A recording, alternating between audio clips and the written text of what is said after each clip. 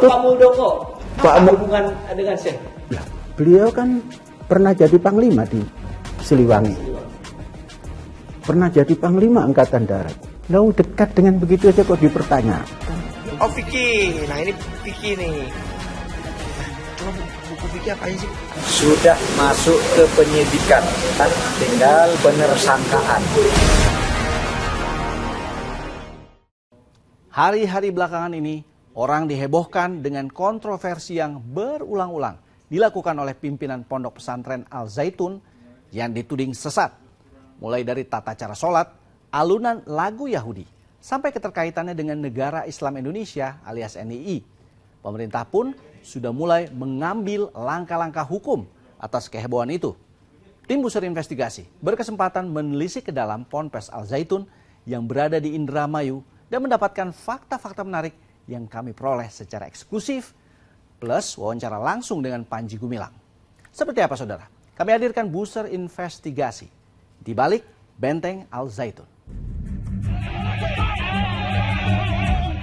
Ratusan orang berusaha menerobos barikade petugas tak jauh dari pintu masuk Pondok Pesantren Al Zaitun, Kabupaten Indramayu, Kamis 6 Juli kemarin. Masa yang ingin berorasi di depan gerbang Pondok Pesantren pimpinan Panji Gumilang itu terlibat saling dorong hingga nyaris adu jotos dengan aparat keamanan. Sejumlah pengunjuk rasa yang dianggap sebagai provokator ditangkap polisi. Sudah 3 kali masa menggelar aksi unjuk rasa. Namun ketatnya barikade polisi membuat masa tidak bisa masuk ke area gerbang utama Al Zaitun. Mereka menuntut pimpinan Pondok Pesantren Al Zaitun, Panji Gumilang, segera diadili.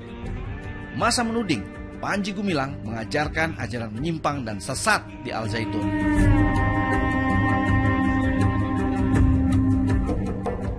Musabab tudingan ajaran sesat di Al Zaitun terjadi usai postingan video viral ini.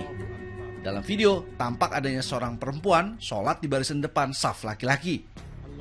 Video sholat berjamaah ini terjadi di Al Zaitun saat Panji Gumilang mengadakan sholat Idul Fitri berjamaah. Praktik sholat dalam video itu diduga menyimpang dari ajaran agama Islam. Panji Gumilang pun dituding sesat. Video Panji Gumilang lainnya menyanyikan lagu Yahudi juga mengundang kontroversi di tengah masyarakat. Avenu shalom alehem, avenu shalom alehem, avenu shalom alehem, avenu shalom shalom shalom alehem.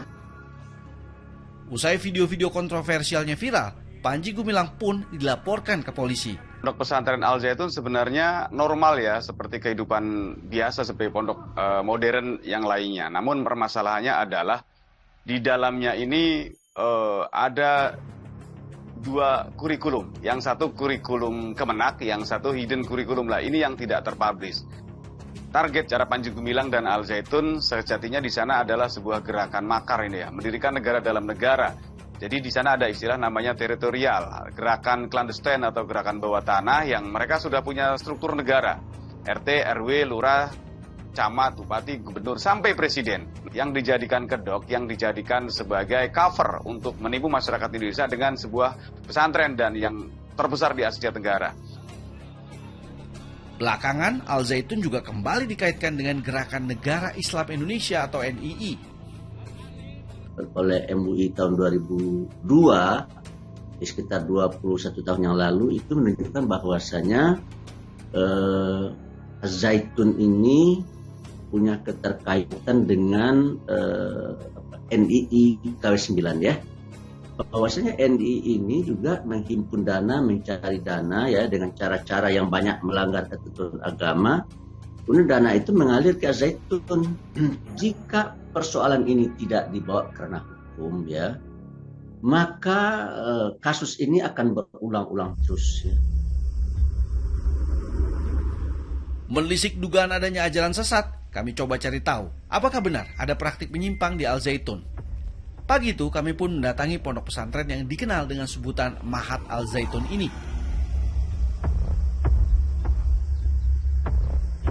Tak sembarang orang bisa masuk ke kawasan ini. Di pos penjagaan depan, tampak satu persatu pegawai masuk wajib menunjukkan sebuah buku. Sepintas bukunya mirip paspor kalau kita mau berpergian ke luar negeri. Namun ternyata buku itu adalah buku izin tinggal yang wajib dimiliki mereka yang tinggal di Mahat Al Zaitun.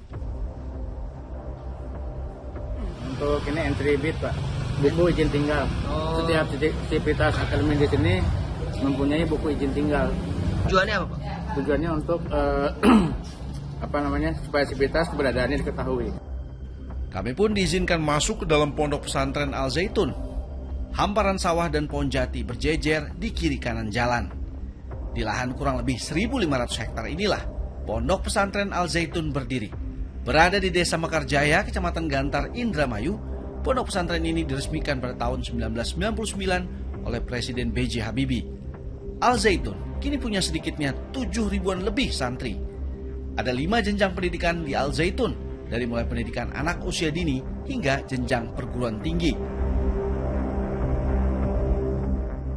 Tak sampai 5 menit perjalanan, kami tiba di gedung Madrasah Aliyah, jenjang pendidikan setingkat sekolah menengah atas di Al Zaitun. Rupanya, guru-guru sudah menunggu kedatangan kami. Mencari tahu pendidikan dan proses pembelajaran seperti apa yang diajarkan di sini. Gedung pembelajaran Utsman Ibnu Affan, tempat belajarnya Madrasah Aliyah Mahat Al Zaitun. Jadi saya sudah berada di gerbang Madrasah Aliyah Mahat Al Zaitun. Berarti ini tingkat SMA ya Pak ya? Kita akan melihat langsung seperti apa ruang belajar dan mungkin nanti Bapak bisa menjelaskan proses pembelajarannya walaupun sekarang tidak ada kegiatan belajar mengajar ya Pak? Baik. Kita lihat.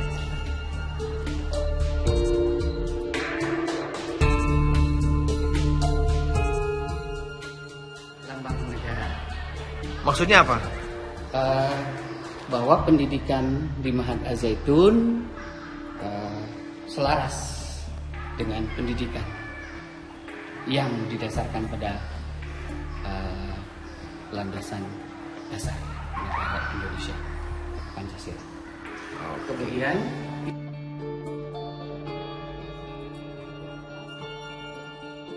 Walaupun tidak ada kegiatan pembelajaran, kami diizinkan masuk ke setiap ruangan kelas yang ada di sini.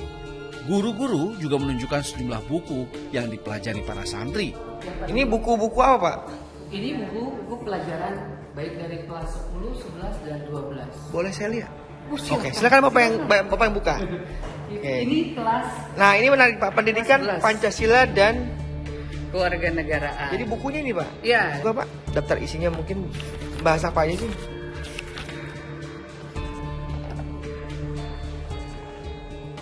Jadi sama ya dengan Sama. tingkat SMA lain ya? Iya, Ini beda. apa? Ayo Karena kita aliyah, maka ada pelajaran keagamaan. keagamaan ya. Ini ayo Akidah, mengaji akidah akhlak. akidah akhlak. Kemudian Ini sorry Pak, itu ada di atasnya ada bacaan kurikulum madrasah. Ini Iya. sesuai dengan Kemenak. sesuai dengan keputusan Menteri Agama tahun 2019. Oke, ini buku-buku yang Iya. diajarkan ya Pak. Ini untuk kelas 3 berarti? Ini Kelas 2 ya? Kelas 12. Kelas 2 ya. Ya, kalau 2 itu untuk kelas Ada buku 11. apa lagi Bu? Bisa tunjukin? Oh Fikih. Nah ini Fikih nih. Kita tarik. Nah, coba Bu, buku Fikih apa aja sih Bu? Nah, silakan belajar tentang sini. Ini ada apa sini? Ini di ruang lab. Ini ruang lab ya. Ruang lab fisika. Oh ini Pak Ustadznya. Pak Ustadz Taufik yang mengajarkan fisika. Apa aja Pak yang diajarin Pak? Kalau boleh tahu gambaran sedikit aja. Seperti biasa kurikulum yang sudah berjalan. Jadi apa yang ada di kurikulum Bignas kita ikuti semua. Assalamualaikum. Wah. Oh ini ruangannya Pak. Ini ruangan kelas kita. Ini ruang kelasnya ya. Yang penasaran nih ruang kelas. Kelas 12 4E. Ruangan ini luasnya 9 kali 12 meter. Kami lalu menuju gedung kampus perguruan tinggi yang ada di Al Zaitun. Di Institut Agama Islam Al Zaitun ini, beberapa ruangan kelas dan buku-buku kami lihat. Ini ruang apa Bu? Ini ruangan perkuliahan. Ini ruang perkuliahan ya Bu ya. Oh ini ruang perkuliahan seperti ini ya. Di sini ada AC-nya. Beda dengan yang tadi Madrasah Aliyah. Dosen ini menunjukkan kegeramannya kepada kami soal tudingan ajaran menyimpang dan sesat di Al Zaitun. Sambil membuka laptop, dirinya menunjukkan kurikulum dan mata kuliah yang diajarkan. Diajarkan antara saf itu antara perempuan dan laki-laki. Kalau yang viral kan bukan dibilang sejajar ya, tapi dibilang dicampur adukkan. Kalau dibilang campur aduk nggak benar, karena prakteknya memang yang laki-laki itu di samping kanan, yang perempuan semuanya di samping kiri. Jadi bukan campur aduk ya. Gitu. Jadi kalau dibilang campur aduk itu tidak benar. Jadi di sini diajarkan praktikum ibadah seperti itu juga. Ibadah. Kalau praktik ibadah tadi itu sesuai dengan ada, bahkan di UIN, saya kan sebelum ke sini ngajar di UIN Jakarta. Praktikum qiraah, praktikum ibadah itu semua ada di Institut Agama Islam ataupun di Universitas Islam Negeri ataupun swasta. Saya sebelumnya pernah mengajar di Fakultas Kedokteran. Saya mengampu mata kuliah praktikum ibadah dan juga qiraah. Praktik ibadahnya sama, ada gambaran pembelajaran soal atau praktik, bukan pembelajaran. Ya, praktik sholat. Sholat yang tadi sejajar itu? Kalau di UIN yang sejajar memang enggak. Tapi kalau praktek wudhu, praktek sholat, kemudian memandikan jenazah, kemudian zikir, itu sama saja, nggak ada bedanya dengan yang lain. Jadi mata kuliah ini sebenarnya sudah sesuai dengan anjuran atau arahan dari pemerintah ya? Iya, sudah sesuai. Saya heran aja kenapa kok si Ken Setiawan dan teman-temannya itu merasa percaya banget, dia menyampaikan pede banget kalau di Al Zaitun ini ada hidden curriculum. Ada hidden curriculum yang mana? Selama ini yang saya ajarkan itu sama dengan yang disampaikan oleh pemerintah, karena kita juga ada akreditasi dari BAN PT, kemudian kita ada ada monef dari Kopertais. Setiap tahun kita ada monef, ada monitoring evaluasi. Viral itu dari Kopertais berkunjung, kemudian cek kurikulum, sudah dicek, oh aman. Ini yang memang kita terapkan dalam sehari-hari. Yang kita ajarkan sehari-hari seperti ini. Itu Pak Muldoko, Pak hubungan dengan sek. Beliau kan pernah jadi panglima sih. Sudah masuk ke penyidikan, kan tinggal penersangkaan.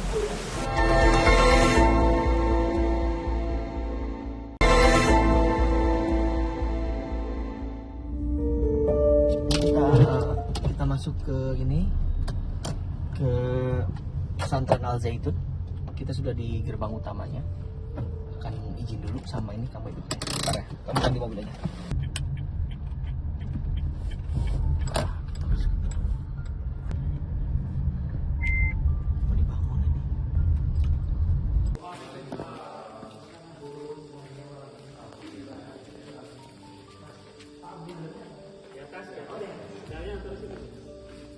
Pak.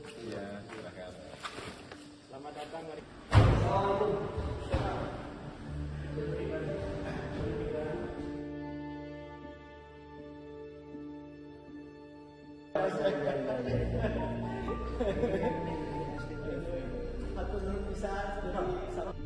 Masih di Mahat Al Zaitun, kami menemui Panji Gumilang untuk mengonfirmasi tudingan yang ditujukan kepadanya.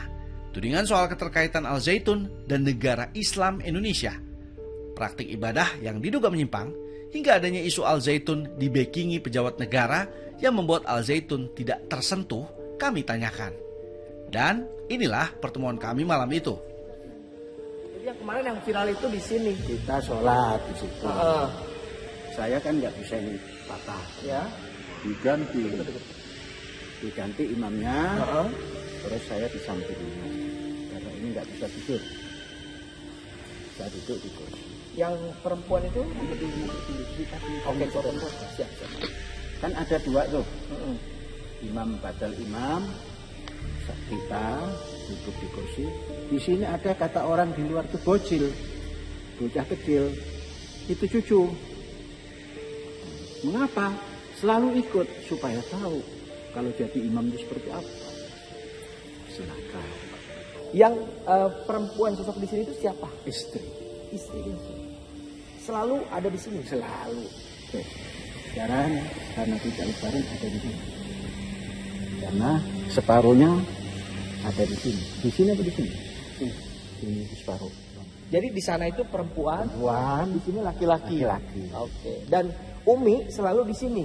Ya paling depan. Di sini tadi kan? Itu awal. Awal. Sekarang kan digeser ke sini ya di sini. Di sini. Dan selalu di depan Umi ya? Selalu. Ada makna tujuannya apa?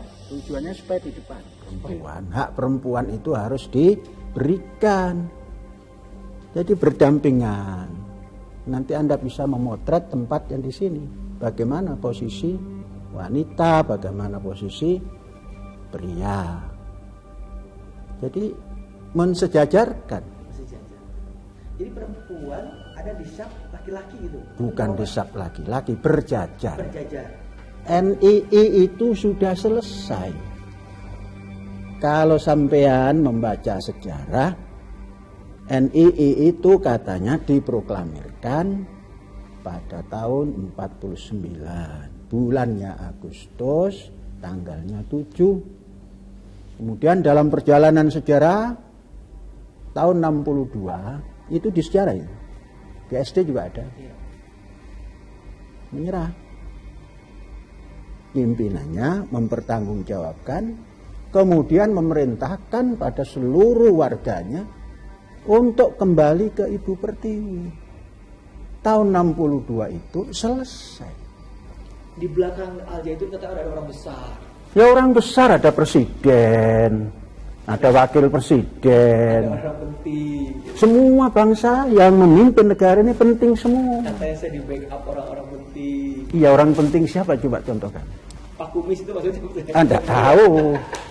Enggak tahu dulu Pak. Lagi rame kan Pak Kumis. Dulu itu Pak Kumis jualan soto di Tanah Abang, namanya soto Pak Kumis.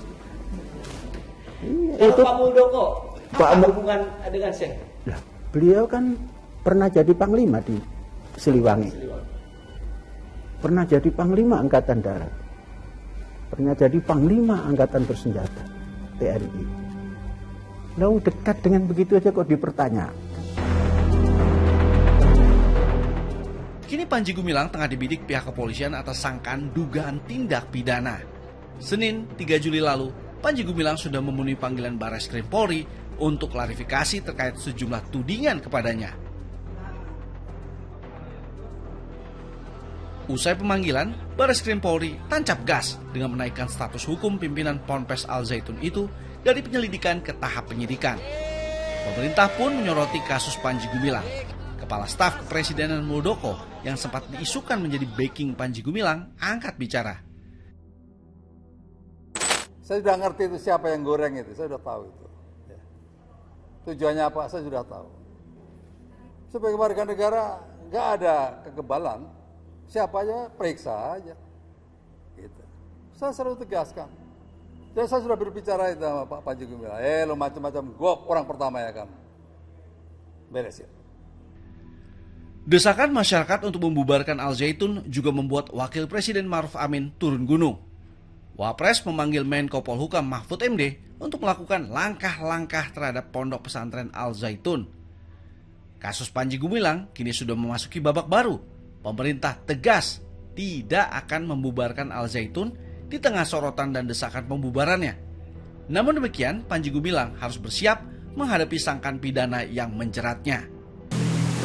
Dengan sekian banyak laporan dan sekarang sudah mulai masuk ke penyidikan, sudah gelar perkara, sudah diumumkan penyidikan, tinggal beberapa waktu ke depan penersangkaan.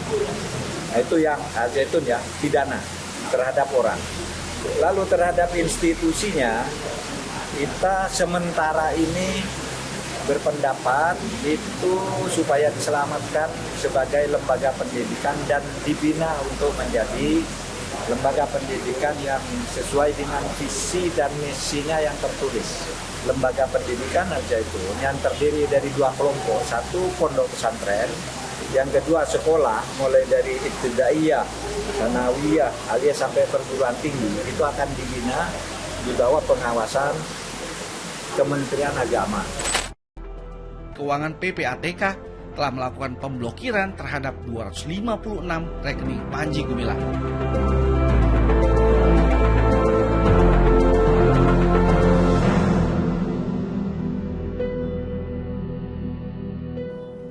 Pemerintah terus melakukan penyidikan terkait dugaan tindak pidana yang dilakukan pimpinan Ponpes Al Zaitun Panji Gumilang, termasuk melakukan pembekuan rekening Panji Gumilang. Namun, pemerintah bermaksud untuk tidak membubarkan Ponpes itu sendiri dan akan melimpahkan pembinaannya ke Kementerian Agama. Semoga menyelesaikan semua kekisruhan ini dan keberlangsungan pendidikan santri bisa tetap dijamin. Demikian kami akhiri booster investigasi. Saya Joy Asro. Thanks for watching. I'll see you around.